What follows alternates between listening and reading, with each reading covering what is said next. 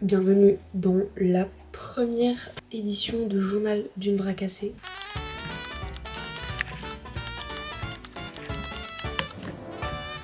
Je savais pas déjà si on pouvait dire une bras cassée, mais je me suis dit pourquoi ne pas réinventer la langue de Molière. Et donc me voilà. Je me perdais un peu dans les vidéos YouTube, je regardais du Lena Situation, je regardais du NMIX, du Mafia et Kaido, j'étais un peu vraiment perdue sur mon YouTube.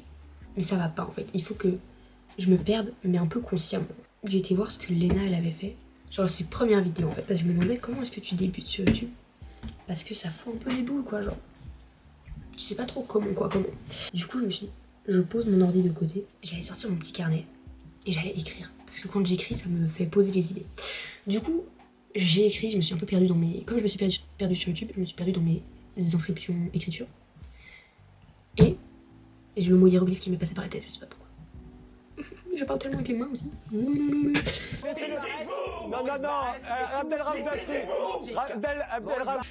Et je me suis dit que je pouvais créer cette série parce qu'en fait, il n'y avait pas beaucoup de contenu. En fait, mes contenus, c'est juste des vlogs. Et je me suis dit, bah, il faudrait que je pense genre à des trucs à filmer. Sortir la caméra autre que juste pour filmer quand tu pars en vacances, tu vois. Parce que ça arrive très rarement vu le budget. Du coup, je me suis dit que j'allais créer cette petite série qui s'appelle le Journal d'une bras cassée. Et en gros, c'est juste moi, je pose la caméra, genre j'essaie de poser un thème, et après, j'essaie de discuter par rapport à moi-même. Donc c'est mes propres réflexions. Si vous êtes en accord, sympa. Si vous l'êtes pas, n'hésitez pas à écrire des commentaires sur votre façon de voir la chose et tout. Donc ma question du jour, c'était pourquoi est-ce que c'est important que j'ai un but en tant que pratiquante la breakdance. Et donc c'est à dire que là c'est un but, un objectif un peu légèrement à court terme, parce que pour le moment l'instant je suis en année sabbatique pour la danse, mais aussi dans la vie en tant que personne.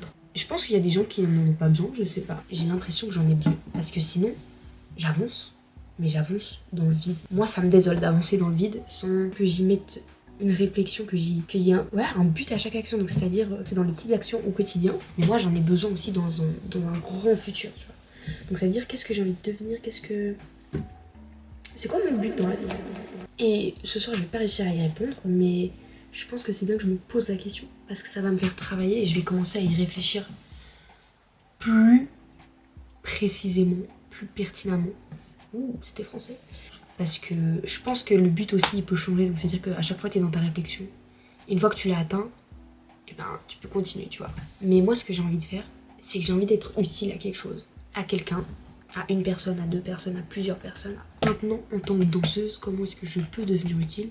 Et ça c'est intéressant parce que c'est une réflexion que j'ai eue avec un b-boy qui s'appelle Sweet, avec qui j'ai eu un cours particulier. Et on a beaucoup discuté de ça aussi, enfin il m'a beaucoup expliqué sa vision des choses. Donc j'essaie de réfléchir à la mienne, mais j'ai l'impression que en tant que danseuse, le but c'est d'inspirer, c'est ça. C'est de pousser les gens à continuer à aller vers aussi leur propre vision. C'est-à-dire quand ils te voient danser, ils disent c'est comme ça que j'ai envie d'être, ou bien c'est dans cette lignée-là que j'ai envie d'aller. Et donc pour pouvoir inspirer un maximum de personnes, il faut que j'aille au max de moi-même. Ok, ça fait sens, vous me suivez. J'essaie de refaire réfléchir à ce que Sweet m'a dit, j'essaie de me remettre dans mon cerveau, de voir est-ce que je l'ai assimilé ou pas aussi. Donc vous avez un double workshop, le mien pas du tout fondé sur quoi que ce soit, juste moi mes pensées de Villain Trésor, et celui de Sweet qui est beaucoup plus fondé et très pertinent, que j'ai d'ailleurs adoré. c'était vraiment très intéressant. Et donc pour pouvoir explorer ses limites, il faut que je me lance. Cette vidéo, elle fait partie des trucs où je me dis j'aurais pas osé, mais en voyant tous ces gens qui m'inspirent, ils ont dû se lancer aussi une fois, tu vois, ils ont dû oser.